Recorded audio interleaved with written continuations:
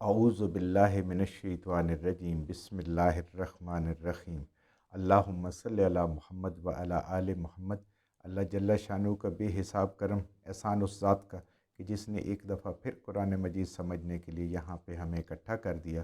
آج ہم انشاءاللہ 14واں پارہ سورہ النحل کی آیت نمبر 73 سے اپنا سبق شروع کریں گے۔ سورہ النحل آیت نمبر 73۔ اعوذ باللہ من الشیطان الرجیم بسم اللہ الرحمن الرحیم وَيَعْبُدُونَ مِن دُونِ اللَّهِ مَا لَا يَمْلِكُ لَهُمْ رِزْقًا مِّنَ السَّمَاوَاتِ وَالْأَرْضِ شَيْئًا وَلَا يَسْتَطِيعُونَ۔ پچھلی آیات میں، پچھلے سبق میں ہم نے پڑھا تھا کہ اللہ تعالیٰ کی نعمتیں جو کفران نعمت کرتا ہے وہ کون ہے؟ جو باطل عقیدہ رکھتا ہے۔ افبالباطل یؤمنون، یعنی جو بے بنیاد، بے علم، بے اصل عقیدہ رکھتے ہیں وہ اللہ تعالیٰ کی نعمتوں کو جھٹلاتے ہیں۔ کوئی بھی نعمت ہے، سب چھوٹی سے چھوٹی، بڑی سے بڑی، سب کچھ میرے رب نے دی ہے۔ اگر کوئی اس کو کسی اور طرف منسوب کرتا ہے کہ یہ فلاں کی وجہ سے مجھے ملی ہے، اس کی سفارش سے مجھے ملی ہے، یعنی وہ بت ہے، بزرگ ہے، کوئی بھی، اللہ کہتے ہیں اس کے پاس کوئی اختیار نہیں ہے۔ وہی بات آگے جاری رکھتے رب فرما رہے ہیں وَيَعْبُدُونَ مِن دُونِ اللَّهِ، اور وہ عبادت کرتے ہیں، ان کی اطاعت کرتے ہیں، ان کی باتوں کو مانتے ہیں، ان کی باتوں پہ یقین کرتے ہیں، من دون اللہ، اللہ کو چھوڑ کر۔ اب بت دیکھیں، بت تو نہ بول سکتا ہے، لکڑی کا ہو، پیتل کا ہو، پتھر کا ہو، کسی دھات کا ہو، وہ نہیں بول سکتا۔ تو اب کیا ہوتا ہے کہ یہ جیسے ہم نے پیچھے بھی پڑھا تھا کہ کچھ چالاک لوگ انسان کی اس جبلت سے یا سادہ لوہی سے فائدہ اٹھاتے ہیں، کیونکہ یہ دین کے علم سے، قرآن کے علم سے دور ہوتے ہیں، تو وہ بتاتے ہیں کہ جی یہ آپ کی مراد پوری ہو جائے گی، یہ ادھر یہ چڑھاوا چڑھا دیں، یہ پیسے دے دیں، یہ دیگے لگا دیں، یہ فلانی چیز کر دیں۔ تو یہ لوگوں کی بنائی باتیں ہوتی ہیں۔ تو اللہ فرماتے ہیں کہ یہ ان کی باتیں مانتے ہیں، یا دنیا کی جو ٹھگ قسم کے لوگ ہوتے ہیں وہ کہتے ہیں ہم آپ کا یہ کام کروا دیتے، اتنے پیسے دیں۔ لیکن یہاں تک کہ ہمیں سننے کو ملتا ہے کہ استخارہ لوگ پیسے دے کے کرواتے ہیں، حالانکہ استخارہ ایک بالکل ذاتی چیز ہے انسان کی، جس کا کوئی مطلب ہو، جس کو کوئی اللہ سے مشورہ چاہیے ہو، وہ خود 2 رکعت نماز نفل پڑھ کے، دعا پڑھ کے، رب سے مانگ کے سو جائے، اور جہاں دل مطمئن ہو۔ اب بتائیں دوسرے کا دل میرے کام کے لیے یا میرا دل کسی اور کے کام کے لیے کیسے مطمئن ہوگا؟ یہ تو اپنی انسان کی قلبی حیثیت ہے۔ لوگ اس کو بھی کرتے ہیں، کرنے والے اس پہ بھی لوگوں سے پیسے بٹور رہے ہیں کہ ان کے لیے وہ استخارے کر رہے ہیں اور ان کے لیے کیا کیا کام کر رہے ہیں۔ تو اللہ فرماتے ہیں کہ یہ اپنے محسن کا احسان بجانے کے بجائے یہ دوسروں کا احسان ادا کرتے ہیں، کفران نعمت کرتے ہیں اور اطاعت کرتے ہیں، باتیں مانتے ہیں، فرما برداری کرتے ہیں اللہ کو چھوڑ کر۔ ما یملکو، جن کے پاس ذرہ برابر بھی اختیار نہیں ہے، وہ کسی چیز کے مالک نہیں ہے، رب کی خدائی میں، رب کی کائنات میں ان کی ذرہ بھی ملکیت نہیں ہے، اور ویسے تو کسی انسان کی بھی نہیں ہے۔ یہ ہمارے پاس جو چیزیں موجود ہیں ہم ان کے اپنی کہتے ہیں، دولت ہے، اولادیں ہیں، گھر ہیں، گاڑیاں ہیں، کوئی بھی چیز اللہ نے، صحت ہے، علم ہے، یہ بھی نہیں ہے، کیونکہ اس نے ایک دن ختم ہو جانا ہے، یہ تو آگے چلا جائے گا۔ اصل ہماری چیزیں تو وہ ہوں گی جو اللہ نے ہمیں جنت میں دینی ہے، وہ ہمیشہ ہمیشہ کے لیے ہمارے پاس رہنی ہے۔ یہاں کی چیزیں عارضی ہیں، تو ان کے پاس بھی کوئی اختیار نہیں، بندے تیرے پاس بھی کوئی اختیار نہیں۔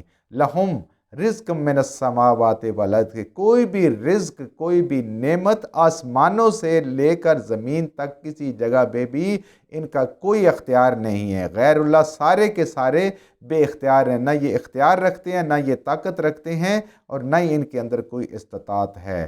رزق کی کنجیاں، ہر نعمت کی کنجی میرے رب کے پاس ہے، بس شیئن، ذرہ برابر بھی۔ اور آج ہم دیکھتے ہیں لوگ، رزق کی بندش ہو گئی ہے، جی یہ کام نہیں چل رہا، وہ کام نہیں چل رہا، لوگوں کے اوپر پیسے لٹا رہے ہیں اور تعویذ لے رہے ہیں اور داغے لے رہے ہیں اور کیا کیا کر رہے ہیں اور کدھر کدھر چکر لگا رہے ہیں، پریشان حال جوتیاں چٹکھا رہے ہیں۔ رزق بندش کوئی کر ہی نہیں سکتا، میرے رب نے دی۔ اگر بندش سمجھتا ہے انسان تو اللہ نے طریقہ بھی پیچھے ہم نے بتایا، 2 دفعہ ہم پڑھ چکے ہیں۔ اللہ فرماتے ہیں کہ استغفار کرو، توبہ کرو، استغفار کرو، کثرت کرو، رزق کے بھی دروازے کھل جائیں گے، اولاد کے بھی دروازے کھل جائیں گے، بارشیں بھی وقت پہ ہوں گی، ساری کی ساری مہربانیاں رب کی ہوں گی۔ استغفار رب کے حضور کرنا، یہ ہم نہیں کرتے، لوگوں کے پیچھے بھاگتے ہیں۔ ولا یستطیعون، ان میں سے کسی کی کوئی مجال نہیں۔ اللہ کہتے ہیں مخلوق کی رزق کے اندر، کوئی نعمت دینے کے اندر کسی کی کوئی مجال نہیں ہے سوائے میرے رب کے۔ نہ ان کے اندر اللہ کی خدائی میں مداخلت کرنے کی ان کے اندر کوئی مجال نہیں ہے، کوئی صلاحیت نہیں ہے، کوئی اختیار نہیں ہے۔ اور رزق بھی اللہ دیتا ہے، ہر نعمت میرا رب دیتا ہے۔ فلا تضربوا للہ الامثال، اللہ فرماتے ہیں کہ اللہ کے بارے میں ایسی مثالیں نہ گھڑا کرو۔ لوگوں کو کیا سمجھاتے ہیں؟ ہمیں بھی سننے کو ملتا ہے، آپ بھی یقیناً سنتے ہوں گے کہ یہ لوگوں کو مثالیں ایسے دیتے ہیں کہ اللہ کے حضور اگر کوئی بات منوانی ہے تو اس کے پیاروں کو بیچ میں لانا پڑے گا، اس کے ولیوں کو، اس کے دوستوں کو، تاکہ ہماری عرضی پہنچے۔ کیوں؟ اللہ فرما رہے ہیں یہ مثالیں بیان نہ کرو۔ اللہ کی مثال کسی دنیاوی بادشاہ، راجہ، مہاراجہ جیسی نہیں ہے کہ وہ اس کے حضور اگر کوئی درخواست پیش کرنی ہے، کوئی کام اگر کروانا ہے تو کسی وزیر، مشیر کے ایم پی اے کو پکڑنا پڑے گا، اس تک ہماری اپلیکیشن جائے گی، پھر وہ آگے کسی اور کو پکڑے گا یا خود جا کے دے گا اور پھر واپس آئے گی، اور اس کا وہ جتنا چاہے ہم سے معاوضہ لے، جتنی چاہے ہمارے سے عزت کروا لے۔ اللہ فرماتے ہیں فلا تضربوا للہ الامثال، اللہ کی مثالیں ایسے نہ بیان کیا کرو۔ اللہ ہر بندے کی شاہ رگ سے زیادہ قریب ہے، ہر بندے کی بات کو سنتا بھی ہے اور اس کو جواب بھی دیتا ہے، اور اللہ تعالیٰ ہی حاجتیں پوری کر رہے ہیں۔ جو نہیں مانتا اس کی بھی کر رہا ہے، اور ماننے والے کی تو شان ہی اور ہے، دنیا میں بھی کرے گا، آخرت میں بھی کرے گا، اس کی صرف دنیا میں کر رہا ہے۔ تو اللہ کے لیے مثالیں نہیں، مثال دینا، کیونکہ اللہ کی ذات کی بھی مثال نہیں دینی، وہ بے مثل ذات ہے۔ لیسا کمثلہ شیء، کوئی اس جیسی مثال نہیں ہے۔ یہ تو عالم خلق ہے جس کی ہم مثالیں دے کے کچھ سمجھنے کی کوشش کرتے ہیں، ایک خاکہ سا ہمارے ذہن میں بنتا ہے، ورنہ اللہ کی ذات کے بارے میں، اس کے غفور ہونے کے، رحیم ہونے کے، کریم ہونے کے ہمارے پاس کوئی تصور نہیں ہے۔ ان اللہ یعلم، بے شک اللہ سب کچھ جانتا ہے۔ صحیح مثالیں کیا دیتے ہیں؟ علم والا میرا اللہ ہے، وانتم تعلمون، اور تم سب جاہل ہو۔ پوری مخلوق کے پاس، کسی بھی انسان کے پاس، جن کے پاس، فرشتے کے پاس اتنا ہی علم ہے جتنا میرے رب نے عطا کیا۔ اللہ کہتے ہیں تمہیں کچھ پتہ نہیں ہے، میں اس کو عطا کر رہا ہوں جو میں تمہیں دے رہا ہوں، باقی تمہارے پاس کچھ بھی نہیں ہے، تم بے علم ہو، علم کے خزانے میرے پاس ہیں۔ اور میرا اللہ فرماتے ہیں، نبی کریم صلی اللہ علیہ وسلم کی مبارک حدیث کا مفہوم ہے کہ اگر پہلے انسان آدم علیہ السلام سے لے کر دنیا کے آخری انسان تک ہر انسان کی ہر خواہش پوری کر دی جائے، بلکہ ہر مخلوق کی، تو اللہ کے خزانوں میں اتنی کمی بھی نہیں آتی کہ سمندر کے اندر سوئی ڈبوئیں اور اس کو نکالیں جتنا پانی اس کے ساتھ لگتا ہے۔ جو اس کو دولت چاہیے، شہرت چاہیے، عزت چاہیے، مال چاہیے، اولاد چاہیے، جو کچھ بھی چاہیے سب پوری کر دے اللہ، پھر بھی نہیں ہوتا۔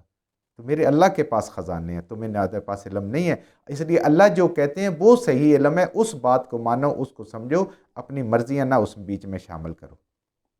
یعنی نبی کریم صلی اللہ علیہ وسلم اور قرآن سے پہلے کا زمانہ اس لیے جہالت کا زمانہ کہلاتا ہے نا، کہ اس وقت یہ ساری چیزیں، اللہ کے قرآن نہیں اترا تھا، نبی کریم صلی اللہ علیہ وسلم کی نبوت کا اعلان نہیں ہوا تھا، وہ سارے کے سارے تم نہیں جانتے، اللہ جانتے۔ اس سے سمجھو، اس سے تمہیں بات سمجھ آئے گی۔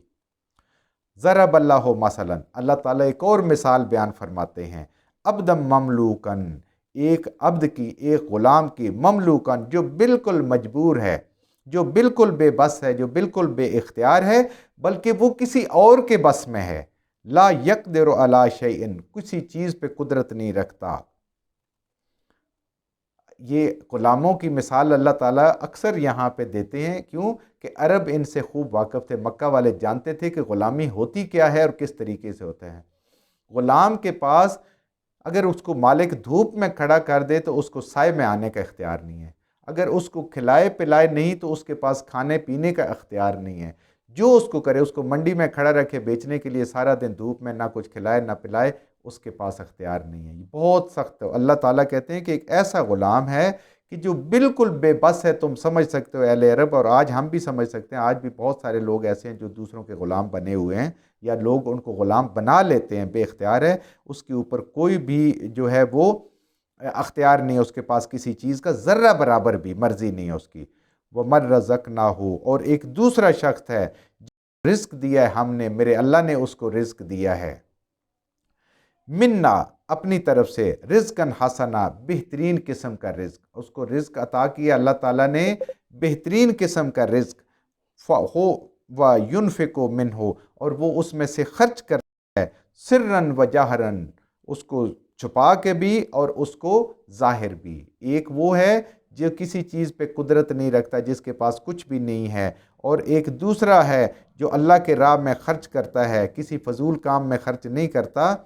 یعنی اللہ اس میں مثال دے رہے ہیں، ایمان والوں کی کہ جن کو اللہ تعالیٰ نے رزقاً حسنہ دیا، قرآن دیا، نبی دیا، وحی کا علم دیا، یعنی ایک طرف توحید ہے اور ایک طرف بت ہیں۔ بت تو کچھ بھی نہیں کر سکتے، عبد مملوکہ سے بھی پرے حار میں ہے۔ ایک طرف بت ہے اور ایک طرف انسان ہے، اور ایک طرف انسان ہے اور پھر اللہ کی ذات ہے۔ یہ سارے دیکھیں کہاں پہ اللہ کی ذات کہاں دینے والی، پھر جو انسان دیتے ہیں اور پھر اس کے مقابلے میں جو بالکل بے اختیار ہوتے ہیں ان کو وہ کرتے ہیں۔ حل یستوون، ذرا عقل سے کام لو، کیا یہ دونوں برابر ہو سکتے ہیں؟ ایک کے پاس کوئی اختیار نہیں ہے اور ایک خزانے لوٹا رہا ہے، کیا یہ دونوں برابر ہو سکتے ہیں؟ کبھی بھی نہیں۔ الحمدللہ، سب تعریفیں میرے رب کی، اس رب کی تعریفیں کہ جس نے ہمیں یہ سمجھ عطا فرمائی ان دونوں میں کیا فرق ہے، کہ غیر اللہ، بت، کوئی اور صاحب کچھ نہیں دے سکتے، جو کچھ دے سکتا ہے میرا اللہ دے سکتا ہے، اور وہ ہمیں دن رات دے رہا ہے اور ہر لحاظ سے دے رہا ہے، اور آگے پھر ہم اس اللہ کی راہ میں اس کو خرچ کر رہے ہیں سرًا ولا نیتاً۔ اس پہ اللہ تعالیٰ کی تعریف اور اللہ کا شکر کہ اللہ نے ہمیں مسلمان بنایا، اللہ نے ہمیں ایمان دیا، اللہ نے ہمیں نبی صلی اللہ علیہ وسلم کو امتی بنایا، اللہ نے ہمیں قرآن دیا۔ اس پہ میرے رب کا شکر ہے، جتنا ادا کریں وہ کم ہے، بل اکثرہم لا یعلمون۔ لیکن ساری بات سمجھ کے پھر بھی اللہ فرماتے ہیں اکثریت لوگوں کی ہے وہ اس قرآن سے دور ہے، اس علم سے دور ہے، اس کے قریب آنا ہی نہیں چاہتی، اتنی مثالیں سمجھانے کے بعد بھی۔ جو کچھ ہم نے صحیح پڑھا اللہ ہمارے ذہنوں میں، دلوں میں بٹھا دے، جہاں جہاں پڑھے تھے وہ بولتے ہیں ہم سے غلطیوں کو اللہ میں معاف فرما دے، اور ان غلط باتوں کو ہمارے ذہنوں سے، دلوں سے اللہ کی ذات نکال دے۔